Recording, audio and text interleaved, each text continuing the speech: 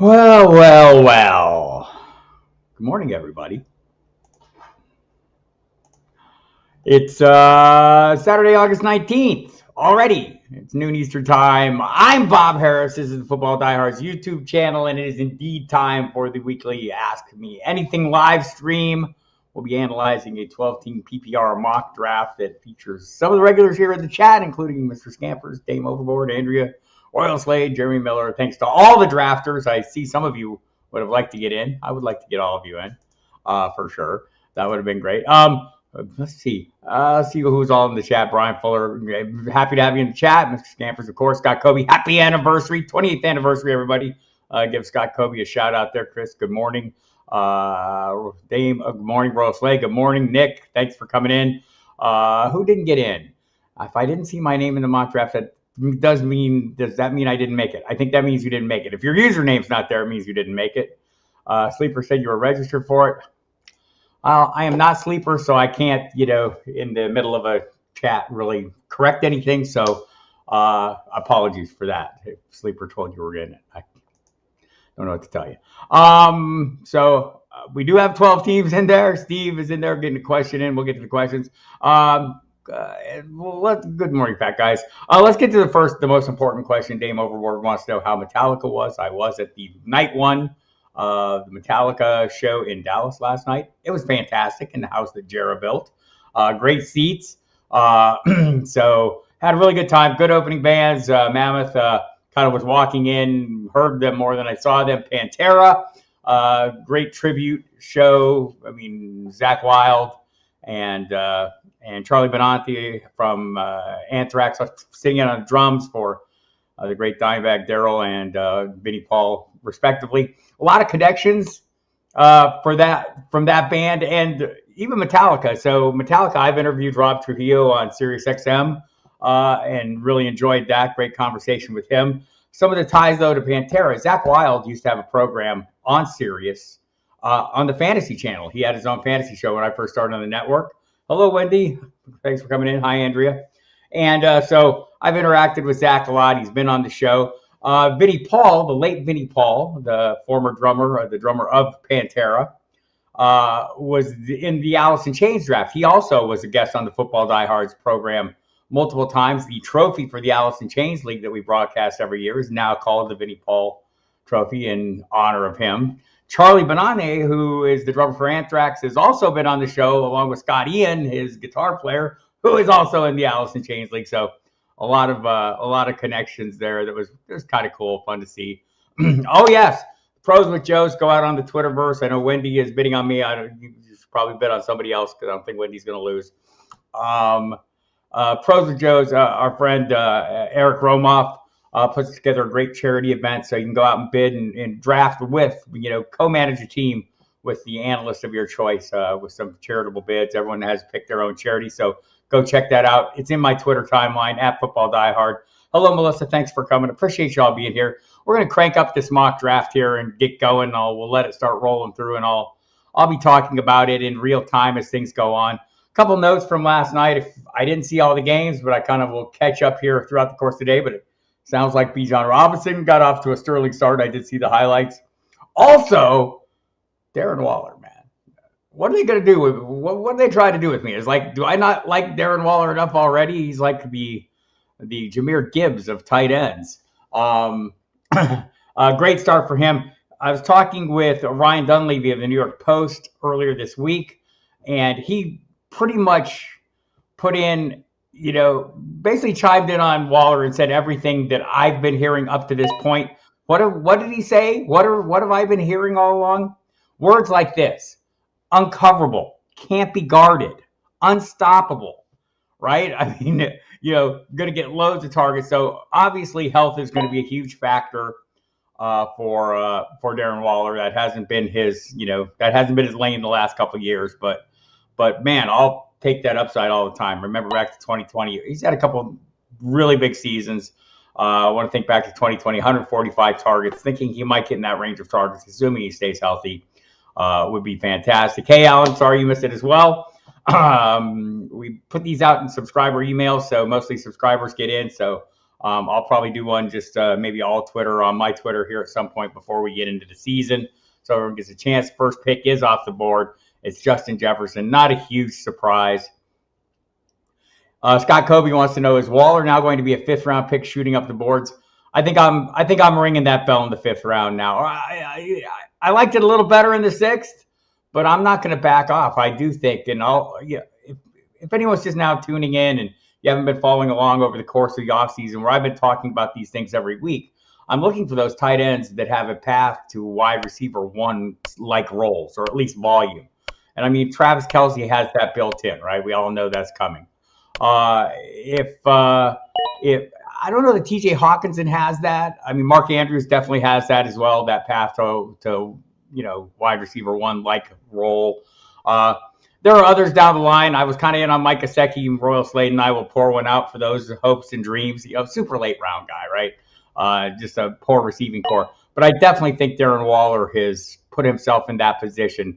Just you look at the rest of the receiving core, they've got like basically one outside guy, Isaiah Hodgins, a bunch of slot receivers, and Darren Waller, who just listening to, the beat writers again, not just Ryan Dunleavy, going back, Chris Pisignano, who covers his team constantly, mentioned to me how, like a lot of times when you're out there on the field with players, they're listed height, they seem like not that tall. They're listed speed, they don't seem that fast. Darren Waller seems bigger and faster than all those things. And so just like, look, I don't want to sit here and overstate my case, because I think I've made it reasonably well, similarly to Jahmyr Gibbs, who I can't get now in the 3rd round anymore of drafts. I blame me going along. So interesting. This is a little interesting start here for this draft. Justin Jefferson, not surprising. Austin Eckler, 2, though. Don't see that as often. Christian McCaffrey, 3. Not a total surprise. But, I mean, Eckler going 2 is not a surprise either. Everyone that's gone so far, and there it is, Travis Kelce pick. So everyone who's gone through 7 picks does not surprise me, right? Justin Jefferson, Austin Eckler, Christian McCaffrey, Jahmyr Chase, Tyreek Hill, Cooper Kupp, Travis Kelce. We're getting Diggs. I'm surprised Bijan hasn't gone yet. He tends to go a little sooner in these drafts as we get closer to, and coming off a big, it was a 12-yard run. I get it, but it kind of, gave us a little bit of confirmation to the things we've already seen. So we'll be interested to see how the strategies play out and how some of these values change. Some of the other things I'll be watching for is where we see players like Dalvin Cook and Breece Hall going with Cook's arrival in New York, how Ezekiel Elliott's arrival impacts Rhamondre Stevenson. We can talk about that more at length as we get to those picks. Scott Kobe has a question. I have the 4th pick in a 14-team league. Who would you pick at 4, and what is your strategy in a 14-team league? I've never done a 14-teamer. So I just did a pair of 14-teamers and auctioned a snake draft at the Kings Classic drafts last week. I don't change it a lot, Scott. I mean, maybe in a super flex, it's a little more of a race to quarterback. I think generally speaking, that's the norm, because 14, not everyone's going to get 3 for sure, right? I think for the most part, I adhere to what I've adhered to. I know you're thinking about what you're going to get coming back around, and that's where the shift is. But I don't think it changes what I do in the 1st round. I just think it changes how I react to the picks before it. So I would stick with whatever my plan was, the best available player at 4. Don't know that I would be thinking too far ahead, because it is a little less predictable with 2 more players. And so it may be interesting. Andrea wants to know how many wide receivers in your lineup. By the way, I should state the rules for this one. Very unkind of me. 4 points for passing TDs here, 6 points for rushing and receiving, 1 point for 28 yards passing, 1 point for a 10-yard rushing, 1 point for 10 rushing yards, and 1 point for 10 receiving yards. I believe we are set up here for 16 rounds. I think we're quarterback, a couple running backs, 3 wide receivers, flex, tight end, no kickers or things like that. So as we're rolling along here, after Travis Kelce, which that is definitely my top 7. I think Tyreek Hill and Bijan Robinson, if you want to swap them out, I'm fine with that. Diggs, Bijan Robinson, CeeDee Lamb, Nick Chubb, a player who's been on the rise. Be mindful of that in your drafts. This is a pretty good value based on what I've seen for him. Saquon Barkley, I've seen him go, well, look, let's put it this way. He's gone as running back 4 here. That's not a surprise. See a lot of that. And Jonathan Taylor slipping down due to the uncertainty. Josh Jacobs slipping down due to uncertainty. We have followed that up with Barkley. Tony Pollard went at 2-2. Derrick Henry at 2.6, who I still think is a great value, people. I'm still in on Derrick Henry. I'm not afraid of the old things because I am an old thing. Andrea, 3 wide receivers in a flex in that league. So I know, Scott, you go wide receiver heavy. I don't think it would change materially, and I think maybe that's the better point of the question. I don't think it would change materially how I start my draft. It just might change some of the reactions later on. I don't think you have to push the quarterback any harder if in a single quarterback league. I think you'll be okay there. Yes, Alan, you do need to subscribe. If you guys want to subscribe to FootballDiehards.com, it's a website. It's fantastic. Our August update draft guide is up and running. Has been for a couple of weeks. Use the promo code Diehards to get 15% off anything you purchase. Magazines still available as well. I know it's late in the summer, but there's a lot of evergreen content in there that you will definitely enjoy. Patrick Mahomes, first quarterback off the board. This is not a surprise either. See this pretty often. I mean, if it's any one of the top 3 in whatever order, does not surprise me. I want to say, I'll talk about it when Josh Allen gets picked. An interesting number that I ran across this week as I was talking to Mark Gaughan of the Buffalo News on Saturday night. Or was it Monday night? It was Monday night. I can't keep anything straight. Maybe even Thursday night.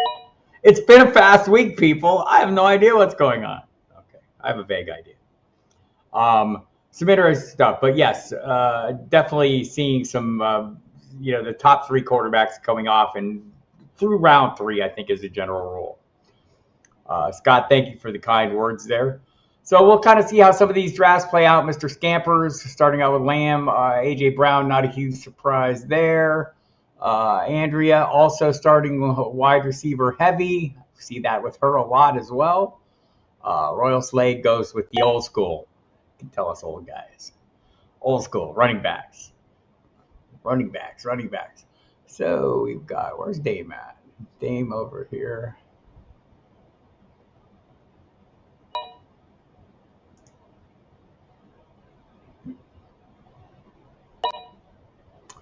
With the 3rd pick, Dame starts McCaffrey, goes Waddle, Mark Andrews, nice and balanced.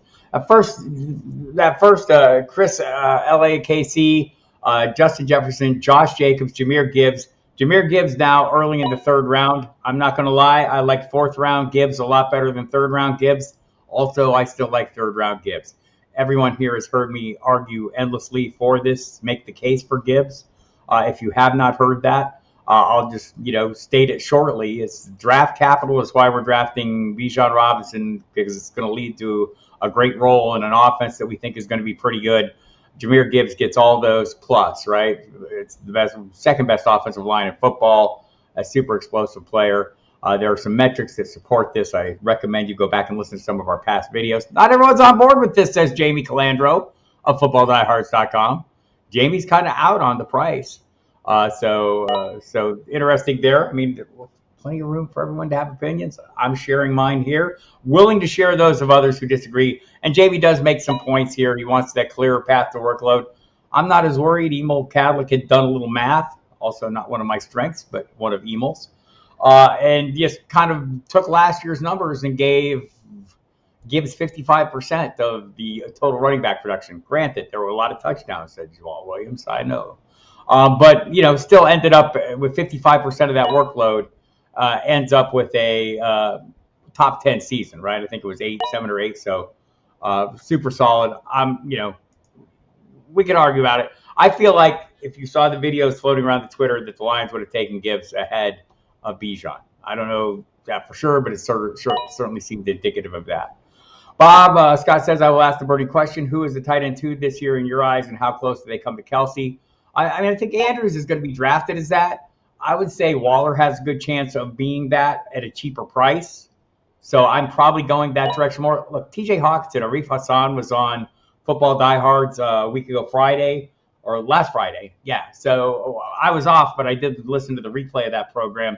And he made a pretty good case for TJ Hawkinson continue to be super dominant. My concern for Hawkinson is obvious. Justin Jefferson's there. They add Jordan Addison. They have KJ Osborne.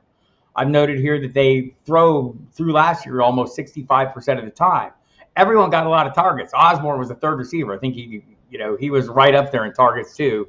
I don't want to say 100, or I don't want to say 90. I'll have to let me just check to get the numbers here. but I thought it was a pretty solid target shares across the board. And in just generally speaking, T.J. Hawkinson and Justin Jefferson at one point over a 3-game stretch had 37 targets towards the end of the season. They were tied for the most in the NFL. So, I mean, he's capable of being right up there. I want to look at last year's target shares in Minnesota. Targets were 184 for Jefferson, 107 for wide receiver 2, 90 for KJ Osborne. That's the number I thought it was. And 86 for Hawkinson in 10 games. So I think he's got the the opportunity to be there as well. He's just never going to be that team's wide receiver 1 or top receiving asset, right? Justin Jefferson's always going to be that guy. So we're rolling along here, and so I'm all in on Waller. I guess not so much so on Kittle. I think there's a lot of mouths to feed, and he's a little boom bust. He's fantastic. Not saying don't draft him. Dallas Goedert, I worry about the presence of 2 super high end, a 1A and 1B receiver, in A.J. Brown and Devontae Smith. By the way, Darius Slay said this past week that Devontae Smith might be one of the best receivers in the NFL. I don't think he's wrong, and I don't think that means A.J. Brown isn't great, but just interesting stuff there. So I got started a little quickly here. I just want to remind everyone, if you're just joining in, hit the subscribe button, use the notification bell, hit the like button. I'll go ahead and dislike this, so if anyone wants to jump in, you won't be the first one. And please check out all our content. I'm here every Saturday at noon, every Wednesday at 7 p.m. for our On the Hot Seat. Had great guests. Last week had Andy Barron's on, who gave us some great information. Just did a draft with Andy yesterday that was pretty fun as well. Fabiano put together an SI.com draft, and it was a barn burner. So plenty of content here on the YouTube channel. So check it all out. It's all free. Just subscribe to the channel and enjoy. Let's see. Hey, Jeremy, thanks for coming in. Oh, okay. Does PUP for Jonathan Taylor stand for pay up, pal? That's a fair question. Yes. Yeah, I think so. Like, what we had heard about Taylor was that the procedure on his ankle was minimally invasive, like a couple minor incisions. Like, look, it's his ankle. I mean, it can hurt as bad as it wants. This is what's been reported.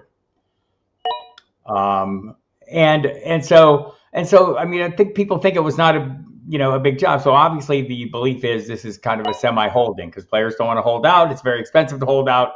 I know Zach Martin did it, and I think there's someone else who's still doing it.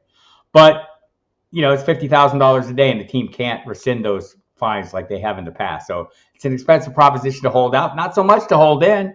Show up, report. And by the way, Taylor is now away from the team again for personal matters, supposedly excused. So, yeah, there's a lot of uncertainty there. I'm thinking he will end up playing just like I do with Josh Jacobs, right? So let's look at where people see him in this draft.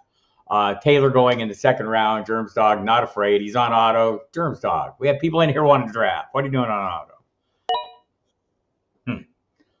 I'm dismayed, but I'll be over it. But anyway, going in the second round, I think you'll see him fall down to the third more often than not. Let's see where Josh Jacobs is going. I got Josh Jacobs in a FFPC, draft at 310. I thought that was pretty good value. And where do you go here? Went to the end of the second round here. I mean, I'm kind of all in on that one. I'm a little more confident in Josh Jacobs showing, being ready week 1 than maybe I am with Jonathan Taylor. Just seems odd. Eperkin, Germs Dog should have got Burrow for the ultimate stack. Did it last year. It was fun. I would agree with that. I wonder why Germs Dog is not drafting. I'm calling you out, Germs Dog, being on auto. Who gets in a draft? He gets autoed. Maybe put in the list. I don't know. Keeper question from Michael Cohen. In a PPR league, I have the option of keeping Breece Hall in the 9th round or Olave in the 10th. Can keep him one more year after this. I'm probably going to lean to Olave. I mean, they're both good values, but there's enough questions about Breece Hall. Like the anticipated volume, even assuming he was healthy, right? I mean, Dalvin Cook's going to be a limiting factor. Now we throw in the question about, how slow do the Jets bring him back? Sounds like he's running well. He just came off the pup this week. Is getting in his first practice. It sounds like he's running well, but Dalvin Cook's going to be a limiting factor, just like Breece Hall is going to be a limiting factor on Dalvin Cook. I'm interested to see the values of both these players. We see Breece Hall go at the start of the 4th round here. That's a fair amount, a little bit off where he's been going, and it should be. So interesting there. There goes Joe Burrow finally. Yeah. All right. If Jonathan Taylor doesn't play for Indy this year, should we put rookie Evan Hull on our radar? Throwing some late round flyers. My guess is they'd sign somebody. Kareem Hunt came in. Maybe they're just waiting and seeing how things play out. Leonard Fournette's still available out there. Not a lot of high end talent out there. Kareem Hunt would be the last guy. So I do think it was interesting he went there. And remember, he went to visit the Saints right before and was supposedly going to sign with the Saints until he got a call from Indy, and he left, without getting a deal from the Saints, who were supposed to sign him. I think probably he had a better offer from Indy, but now he's biding his time, right? Because why wouldn't he? The price is only going to go up. I mean, he's not hurting himself by not signing. So I think that's he's the piece I'd watch here, people. And Evan Hull, I wouldn't be against throwing some speculative picks at him, just in the case we remember Zach Moss broke his arm, right? Deion Jackson is there, so but Moss will be out for some period of time, so Hull should be on the radar for sure, Brian. I think that's a fair assessment. Good morning, Albert. Thanks for coming. If I seem a little off my game, it's because I'm still basking in the glow of the Metallica concert. It was great, as I mentioned earlier.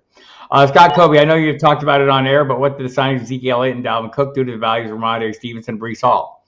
I think you're going to see Hall fall down about where he is. I think Cook's risen up maybe to around 6 or 5. We'll see where he goes here. This is going to be a co-equal share, I think, once everyone's healthy. The question is, when's everyone going to be healthy? We just don't know that with Breece Hall yet. You would think. So there's 2 possibilities for the Jets signing Dalvin Cook, right?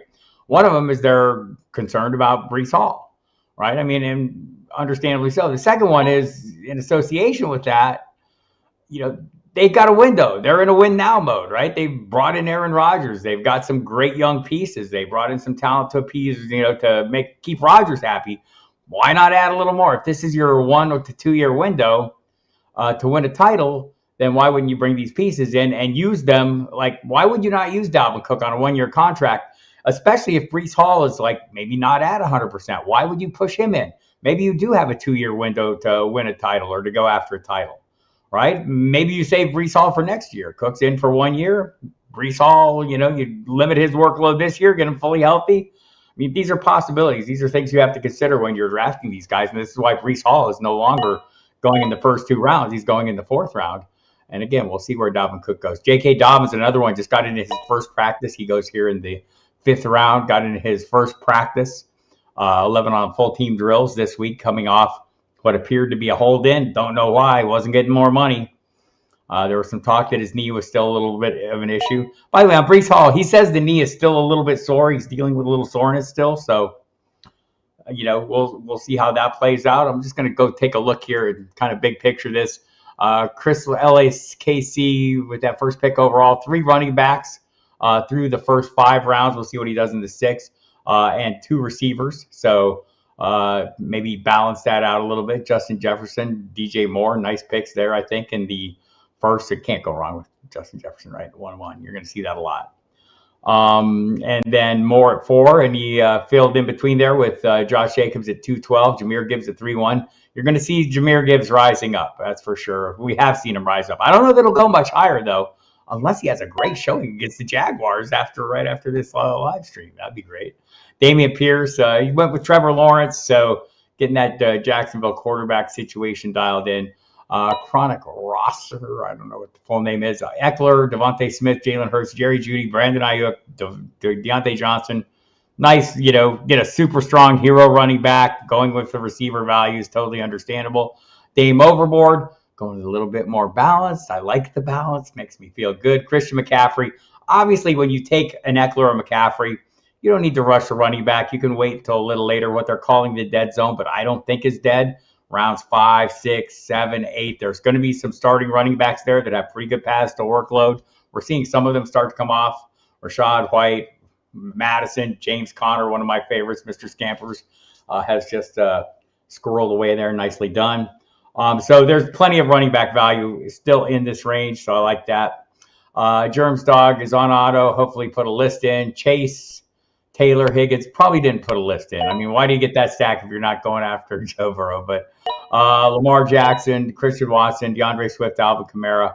Kamara's a nice value right now. He's going to miss 3 games, but still, I think you get into this 7th, 8th, 9th rounds.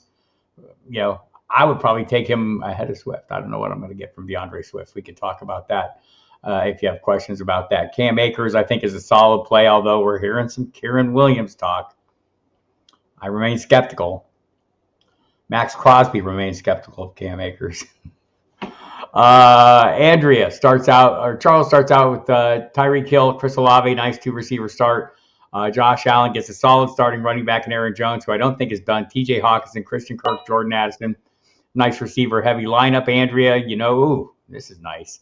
Cooper Kupp, Garrett Wilson, Calvin Ridley. 3, in my mind, guys with tons of. Cooper Kupp is my wide receiver 1.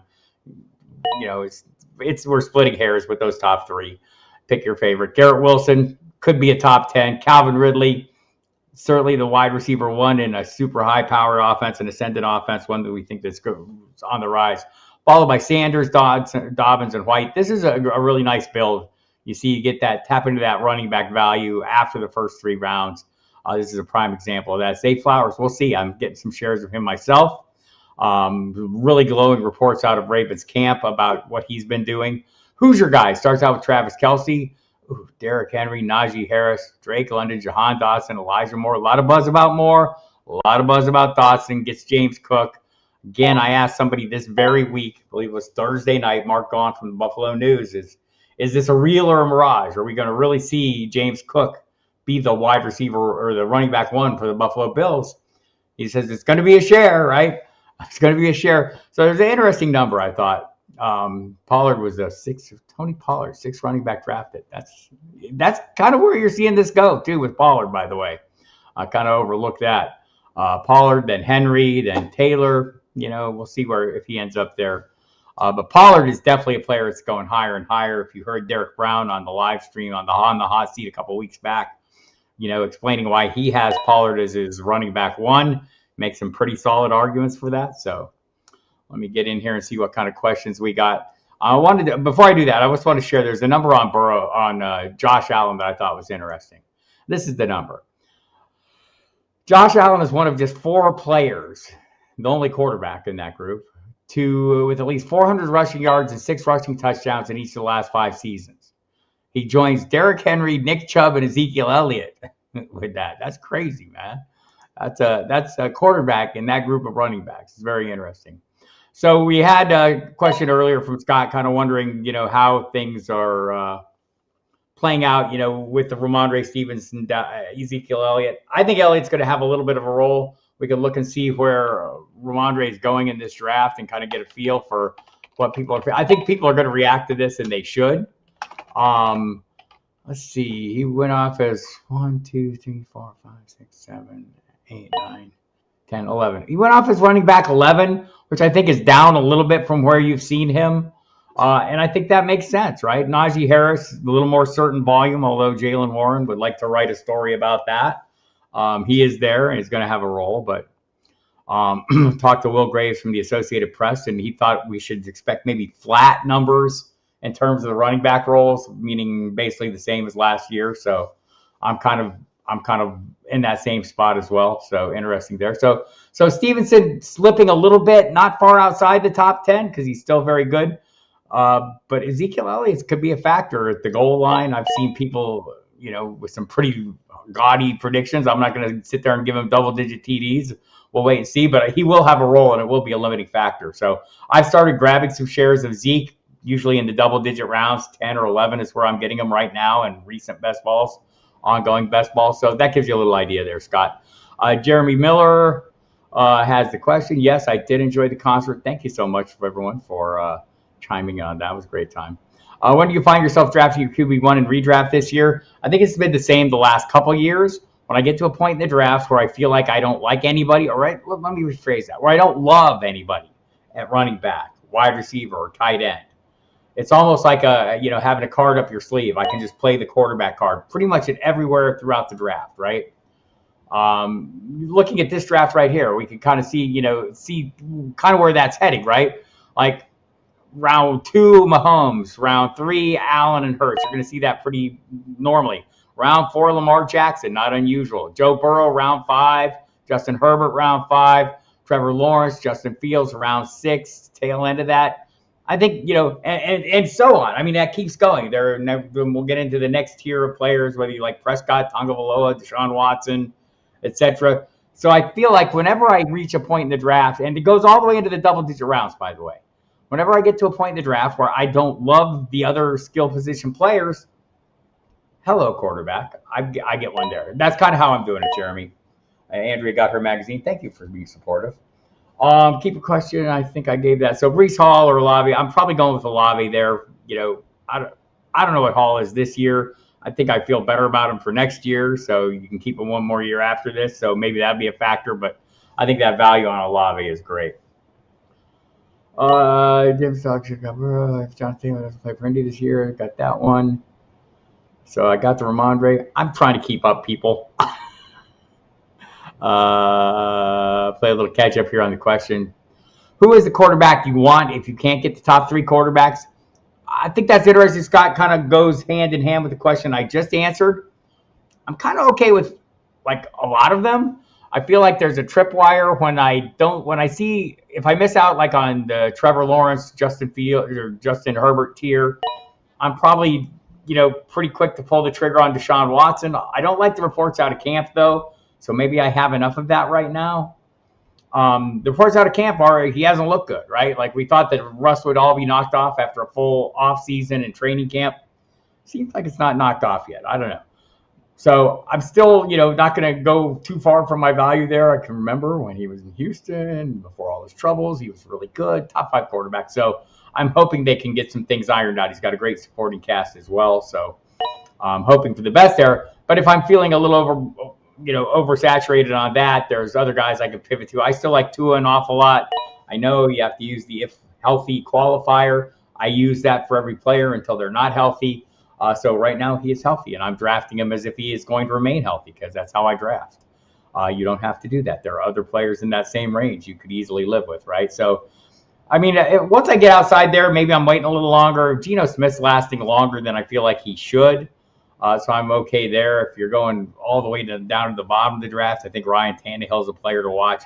Last time he had a fully competent receiving core, he was a top 10 quarterback 2 years ago, in Tennessee, even with Derrick Henry. So I think maybe the addition of DeAndre Hopkins and, the presence of Treylon Burks, assuming his knee injury heals as they're promising, will be great.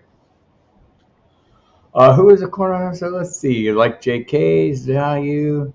Yeah, I thought the Dobbins value was great, and seeing where Javonte Williams is going here, let me get a look. I'm coming around on Williams. I mean, I don't know that I want a whole ton of them, but it's it's hard to deny where he's at, right? I mean, he is far ahead of where we expected him to be, and so Javonte Williams going at the 7-9 here after James Cook, after Alvin Kamara, after Cam Akers. I mean, we know Alvin Kamara is going to miss 3 games. We don't know that Javonte Williams is going to miss any. So we'll see him this weekend. We'll see him play today and see how that goes.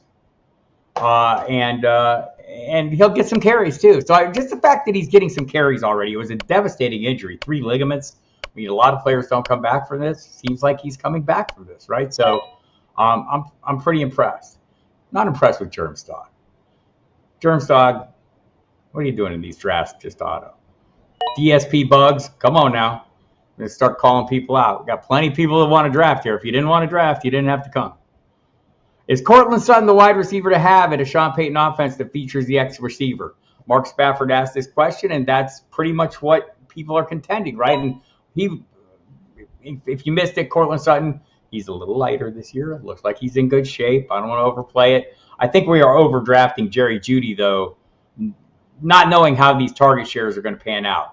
And I'm not against having Jerry Jeudy. Like, he went in this draft, I want to say in round, 4? I think that's where he's going, and I think it's, probably perfectly fine. But in general, I'm usually going into I'm usually taking the cheaper piece. He's a cheaper piece and not without upside in that X role. I think that's key. The Michael Thomas-like role. He's watched film of Michael Thomas, trying to study how he was used in this offense. We see Russell Wilson, a slimmer, doing his best Drew Brees impersonation. So we'll see. I am intrigued with that. I think for me it is, Mark. So that's where I'm going. There's one back that hasn't been taken yet that will be extremely good this year. As he's been taken, Scott, throw him in the chat. The Metallic concert was fantastic. Thank you for those asking scampers. Gets a great value pick with Montgomery. I'm not out on Montgomery. I think he'll have a fantastic role, but I'm so in on Gibbs. I'm going to have a ton of them. I don't know if I want both of them. If I miss out on Gibbs, though, I'm happy with David Montgomery at the price he's been going at. I don't think there's anything matter with that at all. He's been a pretty good back. He's going to have a great offensive line. Same thing, same arguments I'm making for Jahmyr Gibbs also work for David Montgomery, except for the big draft capital. And nice to have you in here, JC. Good to see you. Do I think Dameon Pierce in the 5th is a good value? I think it's a fair value. I'm not, I'm kind of torn on Dameon Pierce. He's very good last year, really good with the explosive carries, did a lot of good things. And I do think we should invest in pieces in lousy offenses, especially the running backs. I hope the defense plays a little better. I think he's right about where he should go. I would probably take maybe Dobbins ahead of him. I'd probably take James Conner ahead of him. Who am I lying to?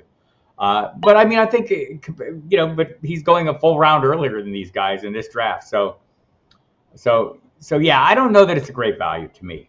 I mean, the workload's there. I think Singletary are going to be diving in on him. So that's what I was thinking too. I don't think Singletary is going to eat too much into him. So people are thinking this is a bit of a value. I think it's like right about where he's been going.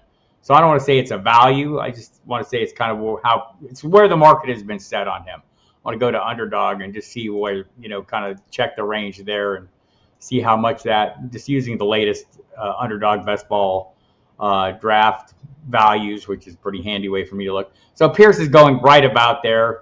64 is his ADP. So going after Madison, after Kenneth Walker, after Aaron Jones, ahead of Dobbins, ahead of Sanders, ahead of Akers, Javonte, David Montgomery, etc. So, and everyone's going ahead of James Cook. James Cook is just my thing. I think there's a great path to workload. I don't know if there's maybe a video floating around out there. Liz Loza broke down how James Conner fared when Kyler Murray wasn't playing, and it was kind of exciting. So, like that. So you guys are liking the Pierce. Love him for Get Assured. Gibbs is getting the same amount of love. He's getting the same amount of love from me, mostly. Scott, Mr. Scampers, is leveraging my love of Jahmyr Gibbs to his advantage. I see you out there, Scampers. I don't think Singletary is going to eat too much. So, I just talking to people who cover the team on a daily basis, they all, feel pretty much the same, that they don't see Singletary being a big factor, but seeing Singletary being a bigger factor than the guys they had last year, that seems pretty reasonable. Jahan Dotson, another really popular guy. I talked to Matthew Paris from the Washington Times last week, and he's pretty keen on Dotson, says he's developing well. Terry McLaurin, easily overlooked player. I think he's been a huge value. Looking where he's going and the range of players he's going at around in this draft. After just one ahead of Judy, ahead of Moore. I think that's fair. Drake London just after him, after Cooper. I think he went right about where he should go, but I think he has the potential to outproduce this spot, right, and outproduce some of the people drafted even ahead of him. So I do like that. Gino, Andrea likes Gino as well. Bugs has been in and out. Wendy, what's up? I get my first A Rich Mock. Slade says no. The Anthony Richardson thing, man. You're going to see this. He is locked in as the starter, so that kind of makes it a little bit interesting for him. We know the huge upside there with the mobility. We're hoping Jonathan Taylor is back to make him even more effective on those RPOs. But man, so I thought it was, funny last week. He made the start in his first exhibition game, threw a crappy interception on his first play. I would say he didn't get any help from his receiver on that play, but it was the interception looked bad. So here comes the Twitter people. How do you feel about all that Anthony Richardson talk? I don't feel any different about it, right? It was one pass. And that gives me a chance to get on the soapbox about something I want to remind everyone of this time of year. You're going to see these things, these 7-second clips floating through your Twitter timeline. You're going to see things that get, hyped up and things that get downplayed. And all I'm saying is everything you see and hear should be put in the context of everything you've seen and heard all offseason long. We get caught in the moment. We get caught in the hype of the moment, right? Oh, this guy had a great run in practice. I remember Breece Hall the other day had a fantastic run in practice. Wow, okay. Let's put that in the context of what's happened here. The Jets have signed a high-end running back and paid him pretty damn good money, right? $7 million base salary for the year. That's high-end. That's high-end money for running backs, right? They didn't pay him nothing. They think they're in a win-now window. I mean, put that Breece Hall run in context of he tore his ACL last year. Oh, yeah, he went under reconstructive surgery. Oh, yeah, he opened camp on PUP. There are a lot of things, there's a lot of context to a great run or a great play. And one that, George Pickens, by the way, is the Steelers receiver, who I think looks fantastic. Just went here in round 7. I think I'd been a little more invested, but the highlights have been off the charts. Great on your Twitter device, or the device formerly known as Twitter, however you want to refer to it, X, for being official here. So, you see those, but like I asked Will Graves from the AP, I mean, how many of those plays, how many of these big highlight plays that we're seeing of Pickens on Twitter and whatnot are not offensive pass interference? And it's about 0 of them, right? So, a little context for everything. All these, hypey moments, we get people to, understand who is promoting players. Like when you listen to me, when you listen to my takes on Jahmyr Gibbs, no, I'm shading them because I love Jahmyr Gibbs. When I'm talking about Darren Waller, this works into my narrative. I will tell you this, though, and this is something we all need to do. It's the key to the success in that. I say it like this. We all tell ourselves happy stories about the players we want to draft. We tell ourselves horrible stories about the players we don't want to draft, right? We did it with receivers last year where we didn't think the quarterback situations were ideal. The DK Metcalfs, the Amari Coopers, the Tyler Lockett's, all those things, right? And turns out they were still pretty good, right? Even without great quarterbacks. Well, we tell ourselves, happy stories about players as well. I'm telling them about Jahmyr Gibbs. I'm looking for a positive outcome because that's my expectation. That doesn't keep me from understanding that there's a negative outcome, that David Montgomery is there, that he's going to have a workload, that Jahmyr Gibbs is a rookie, or that Darren Waller does have a history of injuries. I'm injury agnostic. Doesn't mean I'm stupid. I know the past. I understand it, and I try to put it in context with that. But all these things, the key to all of this, to the happy and sad stories we're telling ourselves to either talk ourselves into drafting players, maybe higher than ADP, or avoiding players, maybe at great ADPs. Be ready to divorce yourself from that narrative when you get significant evidence suggesting you should do that. That's the key to your success. It's not sitting here saying, I'm sitting here talking myself into Jahmyr Gibbs. It's the ability to say, oh, damn, I was wrong. This is not going the way I thought, right? I've done it with Mike Gesicki to a degree. Thanks, Mike Fiala. I appreciate that. If you missed it on the radio, I've been in on Gesicki glowing off-season reports. Everything had been super positive. The way he was being used more as a slot receiver in a room that doesn't have a lot of high-end receiving talent. I get it. This is not a shot at Devontae Parker or Tyquan Thornton or Kendrick Bourne or Juju Smith-Schuster, but they're also Tyquan Thornton, Devontae Parker, Juju Smith-Schuster, and Kendrick Bourne. It's not like they're super high-end play. So you see that path to a big workload. But when you start getting information to the contrary, you have to make an adjustment, right? That's the point. You have to make the adjustment. Be ready. I mean, we talk ourselves into positions. The people who are quicker to talk themselves out of obviously wrong positions are going to fare better. And yes, Gesicki is hurt now too. And Hunter Henry looked really great the first 2 weeks camp. So there we have that. So a little bit of a soapbox there. Let's see. Boston Scott looked better than Gainwell. Right, where we read things into roles. We did it last year when Josh Jacobs played a bunch in the Hall of Fame game. Oh, this means this. This means that. No, it meant he was the guy that they ran a lot in that game. We saw Kenneth Gainwell in the first exhibition game look really good, get a lot of time. Rashad Penny got a lot of time too. Didn't look as good, but it turns out they were working on their 4-minute offense a lot and 2-minute offense in that game, and that's kind of when Gainwell gets some time. So everything with context, people, and every player at the right price. I mean, I want to use these cliches, but all these are true. Be ready to divorce yourself from the narratives you've built. Michael Cohen questioned specifically about the Eagles' backfield. Is there a number one you're targeting? Seems crazy to have 3 running backs going where they're going. I agree with that. I talked to Chris McPherson from the team's official website, and I thought it was odd when he told me that DeAndre Swift's going to get tons of receiving work in an offense that threw the fewest passes to running backs in the NFL last year. I said, why would that change significantly? Well, he's a much better receiver. Well, is he much better than Miles Sanders, who caught 50 passes as a rookie? Does that compute for me? I question that. And maybe it does work out that way. Maybe that's exactly why he got him. He tore them a new behind in their regular season game last year against the Eagles, did DeAndre Swift. So, I'm not dismissive of it, but to me, there are plenty of questions. So he's the highest priced one. I haven't been diving in on him. I've been going with Rashad Penny mostly because he's cheaper. And most of the beat writers up to this point have been suggesting that he would play the primary between the tackle roles. And I could list you off their names, but it's multiple of them. Now you're starting to see a little shift where you're seeing a little more Gainwell. I think I'm going to stick with, and he's a far cheaper piece. So I'm sticking with the middle price guy there for now, but I'm watching more closely now, and I'm going to pay more attention. My investments that I've made to this point are lost, but I can change that narrative going forward.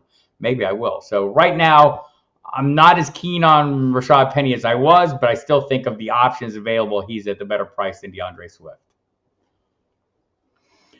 Oh, Dame mocking while riding a bike. So it happens. I do a lot of things while I'm riding the bike too that probably I should not. A lot of reading. Do you feel the Steelers have too many weapons? This says T Warrior. And Deontay Johnson or Pickens can put up weekly duds. I'm only drafting if I fall in a good spot. I think expecting Deontay Johnson to fare better this year just on accident by catching touchdowns. He had no touchdowns on a ton of targets. I almost called them a different kind of ton of targets, but you get the idea.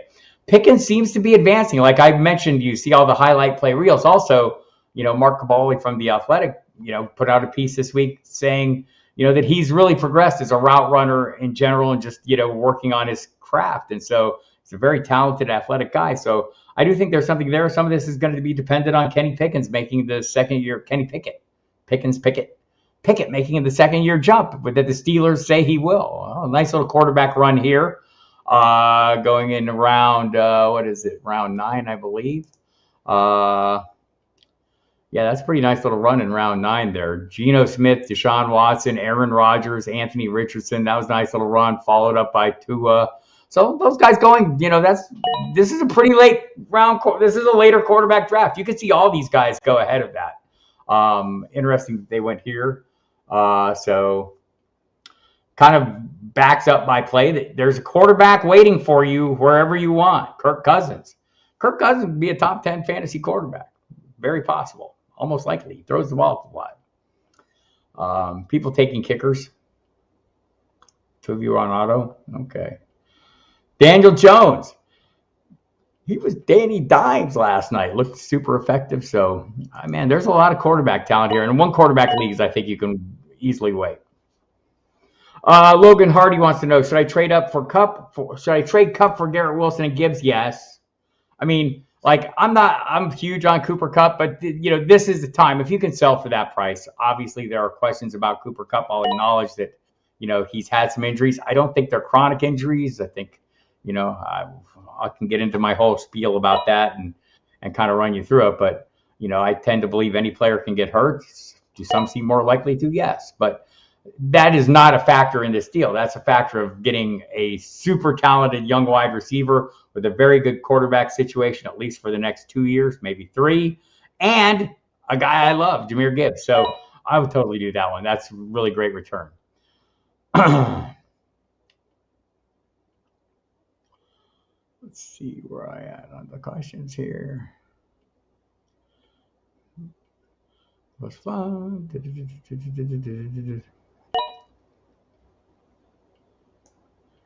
In Dynasty, Logan. Yeah, I guess in Dynasty, I would do it either way, but yes, in Dynasty for sure. My team is Herbert, Chubb, Sanders, Kupp, T. Higgins, Pitts, and Calvin. I think Garrett Wilson gives you another wide receiver one. I don't know that he's going to be Cooper Kupp, but I think Gibbs is going to add to your team a little bit. That's pretty good roster as well, though, with Chubb at the top of that. Gives the potential upgrade of Sanders, too. I would agree with that. Scott Kobe is starting a draft with Bijan, Devonta Smith, and Gibbs something you would sign up for. Yes, please. Love two of that late, Mr. Scamper says. I do, too. I think that's crazy value. I get, if someone's concerned, 10th round Tua, I don't see a whole lot of it. I just don't. I see him, generally going in the same range, right at about the same price as Deshaun Watson. Not unusual to see him go ahead of Prescott. I mean, they're right in the same range as well. I think Geno Smith went a little higher than I normally see him here, but it's totally defensible. So yeah, I think that's a pretty good range for him. Love doing that late. Hey, Gator, how you doing? Good to see you. Thanks for coming by. Mark Spafford, you see Detroit and Green Bay having similar backfield roles, making Aaron Jones a poor man's Jahmyr Gibbs. I see two thoughts on this. Again, there's a lot we don't know about Jordan Love. According to those 7-second clips on Twitter, I should have no questions at all. But I do. But my questions are almost all, answered a little bit by my belief that the Packers are a competent front office who did not let Aaron Rodgers push his way out the door without thinking they have somebody left. Somebody at least capable of has a chance of getting the job done. So we'll see how that plays out. But yes, thinking they're going to go a little run heavier this year, which I think has been Matt LaFleur's preferred outcome over the course of his time there. It's just when you got Aaron Rodgers, you don't always get that. So it was great. This hour is flying by. I feel like I've hardly analyzed the draft at all looking at the picks, so I'm going to take a minute to do that. But I want to get to a couple more questions. I do think the analogy to Detroit Green Bay is pretty good. Detroit, a much better offensive line. Aaron Jones, I think, is pretty well established, good receiving role. But I wouldn't sleep on A.J. Dillon. I think he's been going at a pretty fair price. And where did he go in this draft? I want to say, what is that, round 8? That's to me a pretty reasonable value in the range of players he went in relation to. Last round lottery pick, who would you want? Rookie wide receiver, half-point PPR, Tank Dell, Marvin Mims, or Quentin Johnson. Might be leaning Marvin Mims right now. Quentin Johnson seems like he's locked in. Talked to Joe Reedy of the Associated Press in the last week. Seems like he's locked in as wide receiver 4. Had an interesting conversation with someone who talked about the possibility of handcuffing wide receivers. So if you drafted Mike Williams and you think Quentin Johnson is the guy that would fill that role if something happened to Mike Williams, I still don't know where I'm at on this whole notion, but a caller brought it up on Sirius XM Fantasy Sports Radio, where you'll hear me today from 5 to 7, by the way, and every Monday, Wednesday, and Friday at 10 p.m. But I'll be on today hosting a host draft, a network draft. So Quentin Johnson, it was an interesting concept. Don't know if I bought it, but a lot of complaints about Johnson not catching the ball well. Tank Dell, he seems to be a guy who is getting a lot of buzz. Marvin Mims flying a little under the radar, but with no Tim Patrick and no KJ Hamler around, I think there's a role for him as well. So I'd probably go Mims, Dell, and Johnson and Dell at the moment. I don't want to overplay the hand with Dell. I will acknowledge the offensive coordinator there, Bobby Slowick, calls him an elite separator, and he seems to have a connection with C.J. Stroud. I just don't want to overplay my hand here. But last round, yeah, absolutely. Any of these guys last round. Malik Willis playing the whole game today. There was some talk that maybe Will Levis has got a lower extremity injury, foot, leg, something. So that's something to watch. Love Stacy's article. I did too. Go to FootballDiehards.com. We've got a ton of great content up on the site as part of the August update draft guy. Stacy Perez, who you've seen here on the live stream, did a great article. Just super stuff. She did one on just best ball tournament strategies. But we've got some new articles. Gary Davenport, 10 players you must target in fantasy drafts. We've got Casey Joyner's top 10 wideout analysis. Some interesting stuff on A.J. Brown for sure. Gary Davenport, multiple articles, risers and fallers. Great strength of schedule articles up. So tons of stuff there on the site as part of the premium August update draft guide. Check it out now, right now, FootballDiehards.com. And let's take a quick look here and see where everyone's at on this draft. We're kind of down to the tail end, almost through the entirety of it, midway through the 15th round. Thank you, everyone, for coming in, except Germs Dog. Who goes on auto? DSP Bugs. What is up with that? You've been called out. Thank you, everyone, also, for putting in the time and the effort. Some interesting builds here for sure. Some of them I like a lot. Dame says she maybe doesn't go running back that early. But if you go early and you get Christian McCaffrey, waiting and getting Cam Akers at round 7 is, to me, a great draft. Zach Charbonnet, not without some upside. Jalen Warren, we'll see what happens. Clyde Edwards-Helaire, one of my favorite late rounders at the moment. Maybe that doesn't play out well for me. Maybe it does. Chris LAC with that first pick overall. Justin Jefferson, Jacobs, Gibbs, Moore, Pierce, Lawrence, Evans is great value to me. Remember what I said about we were really downplaying the notion of wide receivers. We're drafting them later based on the perception of a poor quarterback situation.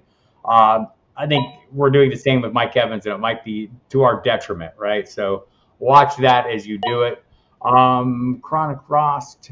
Let's see, Eckler, Smith. I like this heavy wide receiver early. Like the wide receivers he got here. This is like a great team of mostly number 2 wide receivers, right?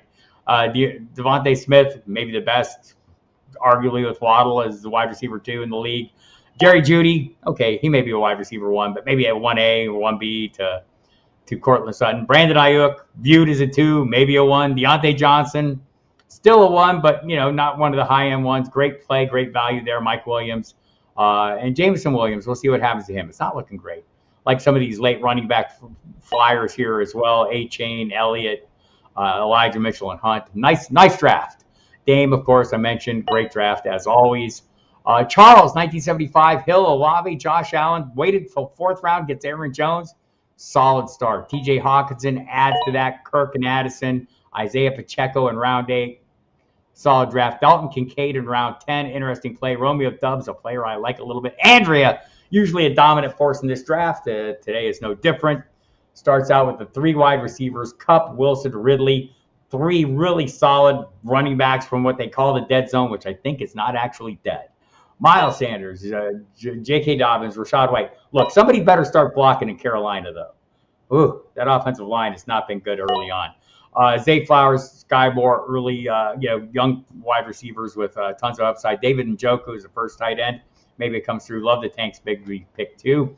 Who's your guy? Starts out with Kelsey, Henry, Harris. Man, that's a lot of volume there through the first 3 picks. I love that. Drake London, Jahan Dotson, Elijah Moore. Fine with that. Dylan Cook, Dylan, Smith, and Goff. Like that back-to-back quarterback play there. And then some upside wide receivers. Jalen Hyatt getting a little buzz. Might be overplayed a little bit. Nico Collins, I think, getting a team's wide receiver 1 in the double-digit rounds is okay, even on lousy teams. Templeton, Diggs, Adams, nice start. Stevenson, Walker, nice. Joe Burrow, this is a really solid draft. Like the way it played out. Maybe got that second quarterback a little earlier than I would have in this case, but 2 really high-end quarterbacks. Maybe a little concern about Burrow off to a slow start. DSP Bugs on auto. Mr. Scampers, CeeDee Lamb, A.J. Brown, Keenan Allen, Joe Mixon. Love this range of running backs here. And Marquise Brown, another of those wide receivers that we're maybe being dismissive of because of the quarterback situation that maybe we shouldn't be. Cortland Sutton, Tua Tagovailoa. Values across the board for Scampers. No surprise. Royal Slade, the same could be said. Love the old school start. Chubb, Pollard, ETN. Getting 2 top 10 running backs in that first 2 rounds. Really nice. Travis Etienne. Hopkins, Lockett, to me, is one of those wide receiver 2s. Oh, and Jimmy Graham got arrested. I'll have to look into that. I don't know the details yet. I'm just seeing the notification, so don't go off the handle. I don't know what it was about yet. I should take a quick look. Looks like the draft is over. Quick look here. Suspicion being under the influence of a controlled substance Friday evening, according to TMZ, wandering traffic in the Los Angeles area. All right. So not like anyone was out there drafting him. So Royal Slade, really love that Tyler Lockett, man. We was overlooked. Love the Darren Waller pick. And Jeremy Miller, Saquon Barkley, Amon-Ra St. Brown, Deebo Samuel, Breece Hall, Justin Herbert. Man, y'all draft good. I mean, I'm glad I sit here and just talk about these drafts as opposed to being in them. Let me see if I can get a couple of questions in, if there's any more floating around out here. Mr. Scampers, I'm going hyper-fragile QB, apparently, with the Tua as the only one. Nicely done. Sam LaPorta, I think he's an upside play if you're getting him late enough. I don't want to overpay for him. His path to a big workload is a little clearer without Jameson Williams there early on, so he can maybe establish himself a little bit. I know there are people on the network, and Andy Behrens, who you saw in the live stream. By the way, go back to the YouTube channel, check out all the past live streams. Some great interviews with some super bright fantasy minds, Andy Behrens, Billy Musio was great, Kelly Singh, Nate Markham, Stacy Perez, going back, Brian Drake has been on, Derek Brown, great show, Jorge Martin. You can just go back and go through Jeff Bell, tons of great guests on, and you can replay all those and get some of their takes on everything. I felt like this was really fast. We should do a YouTube Followers League with 2 Jamie Scamper. Yeah, we should, as a matter of fact. That's a good idea, Scott Kobe. All right, everyone. I'm probably going to get cut off here, so I want to just say thank you very well. Appreciate your time. Appreciate you taking part in this mock draft, except for you, Germs Dog, and you, DSE Bugs. I don't want to be too critical. Maybe something came up. I don't know. Royal Slade, thanks so much. Appreciate you all. I'll be back Wednesday for the live stream that night. Also tonight, Football Diehards. It'll be just me. Dempsey's covering the Jags today, so I'm solo the next couple weeks on Saturdays. So check that out. Sirius XM Fantasy Sports Radio, 5 to 7 today. Usual times during the week. It'll be Monday, Thursday, and Friday at 10 p.m. Thank you very much. Really appreciate your time and your attention. We know there's lots of choices out there. We appreciate you giving some of it to us. Go to footballdiehards.com and get all the latest.